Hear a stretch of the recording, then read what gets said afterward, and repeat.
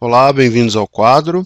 Hoje a gente vai começar o nosso estudo sobre conservação da quantidade de movimento. Bom, o nosso exemplo para ensinar esse assunto é de um jogo de sinuca.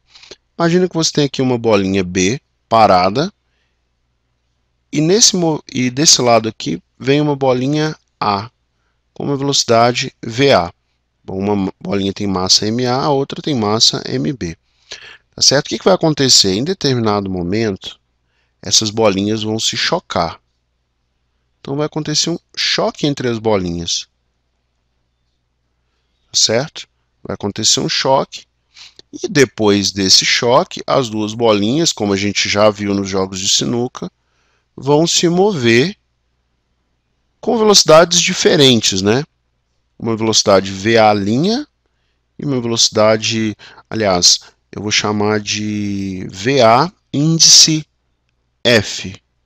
E aqui eu vou chamar de VB índice F. Essa aqui eu vou chamar de VA índice I. Tá certo?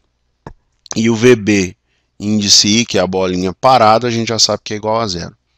Bom, enfim, acontece o choque e isso muda o movimento das bolinhas, né?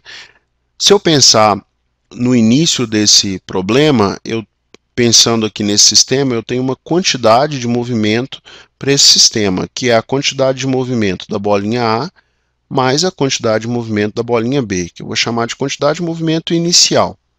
E aqui o índice I, aqui o índice I, tá bom? Acontece o choque, depois do choque eu tenho uma quantidade de movimento final, que vai ser a quantidade da bolinha, de movimento da bolinha A no final, mais a quantidade de movimento da bolinha B no final. Antes de estudar o choque, vamos ver o que acontece aqui no meio, para a gente aprender um conceito importante. Preste bastante atenção. A bolinha A tem um peso A. Bom, como essa bolinha está apoiada sobre uma superfície horizontal, essa superfície responde com uma normal A que anula o peso.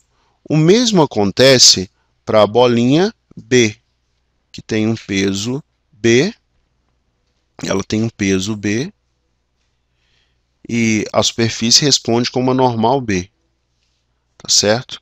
Ou seja, na direção Y, a resultante das forças vai ser nula, né? Porque os pesos são anulados pelas normais, tá certo? Então a resultante... e outra coisa, na direção X, a gente não tem nenhuma força agindo, nenhuma força externa. Tem uma força interna, que eu vou fazer aqui de vermelho, ó, que é a força de ação e reação que uma bolinha faz na outra, tá certo? Mas isso são forças internas. Quando a resultante das forças externas é igual a zero, eu digo que esse sistema todo é um sistema isolado de forças externas, tá bom? É um sistema isolado de forças externas. E na prática, todos esses sistemas aqui, né, o antes do choque, isso aqui é antes do choque, e o depois do choque também estão isolados de forças externas, também estão isolados de forças externas, porque os pesos anulam as normais e na direção horizontal não tem nenhuma força agindo. Bom, quando isso acontece, se a resultante das forças externas é igual a zero, o que eu posso concluir? Que o impulso também é igual a zero, olha só, porque esse choque aconteceu durante o intervalo de tempo ΔT, muito pequenininho, mas foi o intervalo de tempo ΔT.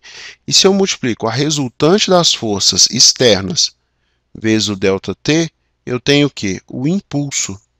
E esse impulso vale quanto? Zero.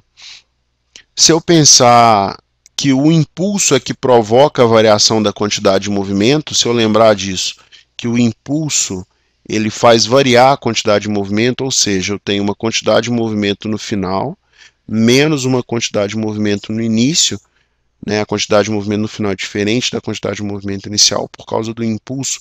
Se eu lembrar que esse impulso é igual a zero, que eu concluo que a quantidade de movimento no final é igual à quantidade de movimento no início. A quantidade de movimento no final é igual à quantidade de movimento no início. Tá certo? Ou seja, colocando isso aqui em fórmulas, vamos lá. A quantidade de movimento da bolinha A no início, mais a quantidade de movimento da bolinha B no início, tudo grandezas vetoriais, é igual à quantidade de movimento da bolinha A no final, mais a quantidade de movimento da bolinha B no final. Bom, agora a gente aprendeu o princípio da conservação da quantidade de movimento, já vimos o que é um sistema isolado de forças externas, e na próxima aula a gente vai ver um exercício aplicando todo esse conhecimento. Um grande abraço e até a próxima.